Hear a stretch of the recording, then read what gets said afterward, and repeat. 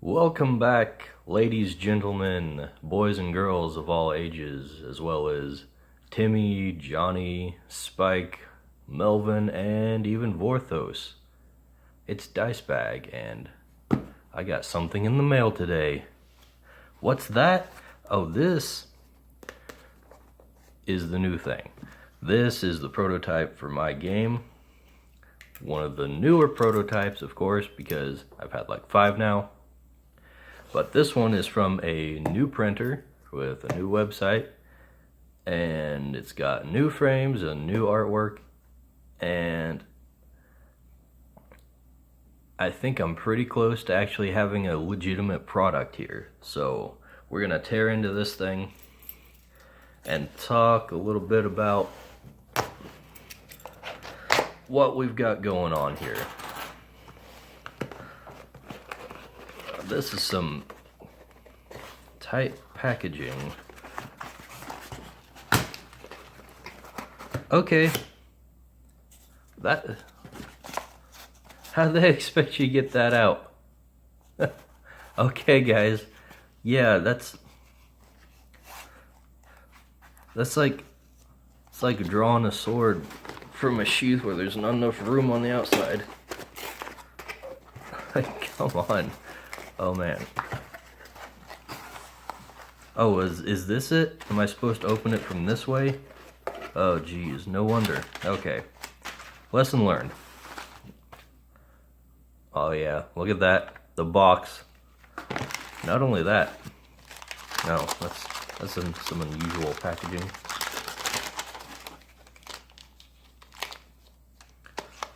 They let you do booster packs, which didn't turn out as well as I had hoped as far as the art on the packaging is concerned.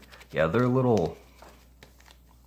not very crisp or anything, but you know, they are what they are. So this is for a future thing. The game itself is supposed to be a living card game style or expandable card game, whatever, non-randomized, but I wanted to have kind of a premium random collectible type of product to have, which these are basically special versions of the cards, but it's still in very early development, so we're probably going to open those in another video. Well, you can just, let's take a look at the art here. Yeah, they don't, well, it's like magic foils, isn't it? The art doesn't look very good on the foily thing. Yeah, not much to say about that. Hopefully the cards will look better. But we're gonna crack right in to the deck here. And let's take a look at the art. It looks actually pretty good, and that's just something I threw together really quick as far as the printing file was concerned. So seeing that it turned out pretty nice looking is good to know. And we'll crack right into it. Okay. Yeah, let's see. And yeah, the instructional little booklet thing we have is pretty much just like the one in my previous printer. Let me see if I can find one laying around here.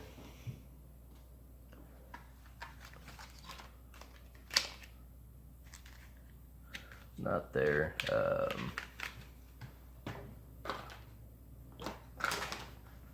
I don't think I have one within reach, so let's not worry about it. But it's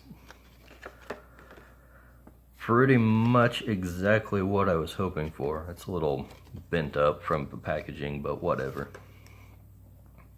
And look at how straight those cards are. Isn't that nice? Oh, first of all, we need to check out the backs. That doesn't look bad. I changed up the backs to see if it would look any better than the others, so we'll grab the others just to compare. So I thought the blackish look to it would be a lot more,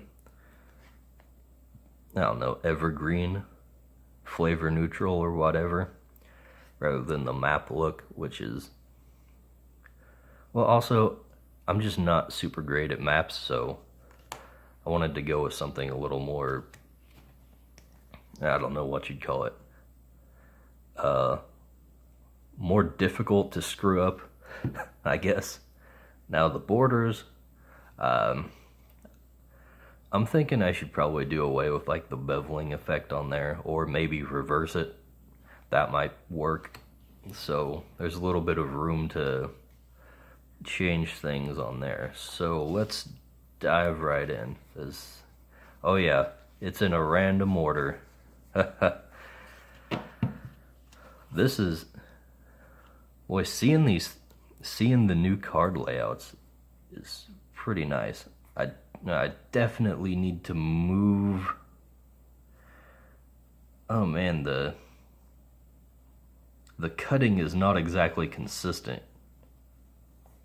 That's a letdown. I'm not sure if I like that. We're definitely going to have to change up the print file so that the little resource things at the bottom don't get chopped off like that. That's a sticking point right there. Cards feel pretty nice though. It's kind of weird. You can actually kind of feel the texture of the ink.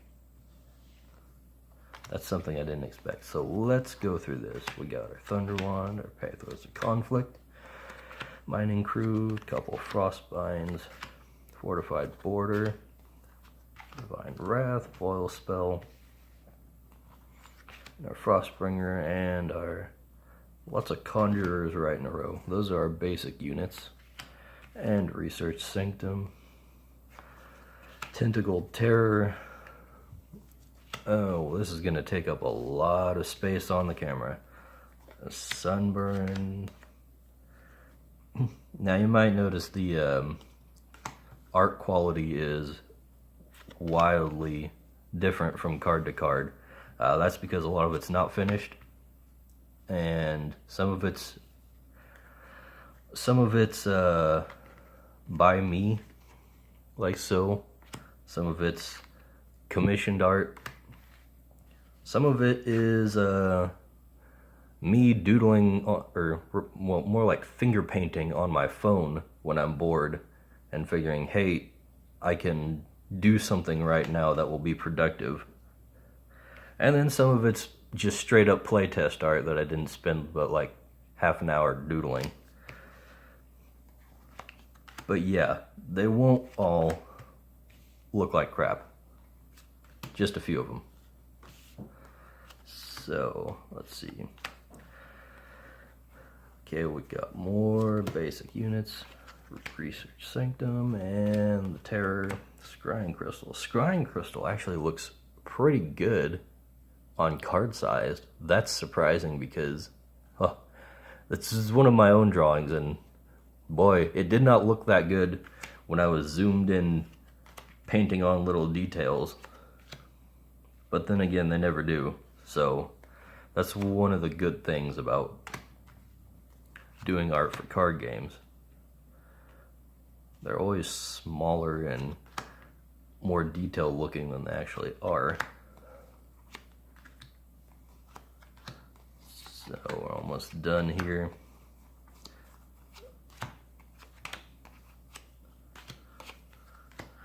Okay. What have we got here? Let's talk a little bit about the game. Let's see, first of all, we got our territories here. Research Sanctum, Fortified Border. Now these are a special one that's kind of a departure from the Magic style of play that I was going for.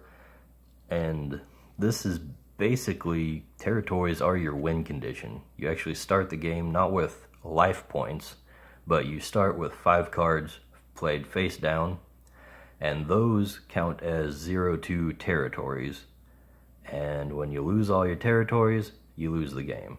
Now, when your creatures make attacks, they are designated to different territories of your opponents, and then your opponent has to block depending on that. So having extra territories in your deck, basically, it prolongs your play time, and they're kind of weird to balance because of that, because they also have their own abilities, like Fortified Border. Obviously, it beefs up your starting territories, so they're harder to take down. And Research Sanctum is a type of card draw engine, very basic. And also, you're going to see the resources at the bottom. So instead of having a dedicated type that's just your mana or whatever, every card has a resource mode. And when you play your resources, you just play your normal cards face down. That one's really cut off. This is, that's sheesh. I hope the print quality isn't always this inconsistent, or we're gonna have problems. I really want to keep using this printer because they have a good website. But anyways, you can see there's quite a variety of resource modes to go on. You've got your basic ones, which are normal. That's kind of the baseline, the standard. It just provides one color, usually the one that the card is of. And then you got your colorless ones, which are used as kind of a balancing mechanism. So if a card is a little overpowered for its cost or something, it'll end up with a colorless resource mode, which means that you can't fill your deck with these. Because if you have a bunch of these things that are really strong and they all have their colorless resource modes to balance them out, you're not going to have any colors to play your cards with. So that's a little thing I think will help to maintain the balance of this game over a long period of time. And then of course the cards that are a little bit on the weaker side, I've given them double resource mode, so it can provide two different colors at once. So that's a boost to cards that you normally wouldn't use very much or wouldn't see much play at all. You can play them just for the resource mode. So that's a little interesting tidbit about the design of the game. Now, of course, I like how this printer does things because I could put in a nice big stack of basic units here. Now this is playtest art, obviously, so basic units are going to be full art, and basically, I forgot to put the basic on the unit. Dang it! That's something I'll have to figure out, or I'll have to go back in and redo that. But yeah, basic units. They're just, vanilla, kind of weak guys, but you can have as many of them in your deck as you want, just like basic lands would in Magic. And they're basically there to kind of round out the deck, especially since there aren't going to be a whole lot of filler cards in this, since everything is packaged in self-contained decks. So these will be there to kind of fill things out and just provide something, something you can kind of count on. Plus, they're also, that's something that I totally forgot about. They also double as tokens. So you've got way more here than you're actually going to be able to fit in your deck or want to fit in your deck. And that's usually because something in the deck is going to make these as tokens. So you'll have plenty from outside that you can bring in and use just real easy. And also, there are cards that actually key off of basic units. So I think there's one in I think there's a black card that specifically gives a boost to all your basic units in play. So besides that, it's pretty much your standard magic type of thing. So we got equipment here. These are your basic artifacts. We've done a little wording change. It's basically just, I've done away with the equip and enchant and all that stuff and basically just used a generic term, attach. So instead of using like equip 1 blue, this is just 1 blue. Attach this artifact to a unit you control.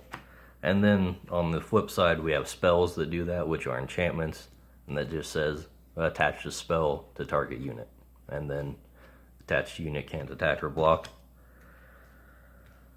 So that's a little thing. Well, beyond that, it's pretty straightforward.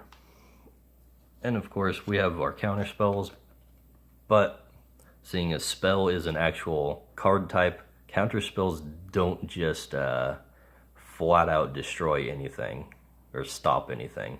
You can't counter a unit, for example. So that's a little depowering right there, while still being able to keep the general anti-spell casting flavor of the counter spells going on. So that's about all I can show you right now. I'll have to open the packs a little bit later and we'll make another video about that. But anyways, thanks for watching. Hope you'll keep checking this out for more updates, and don't forget to subscribe, leave feedback, and I'd like to know what you think of how this game looks. And just again, thanks for watching. I'll see you guys later.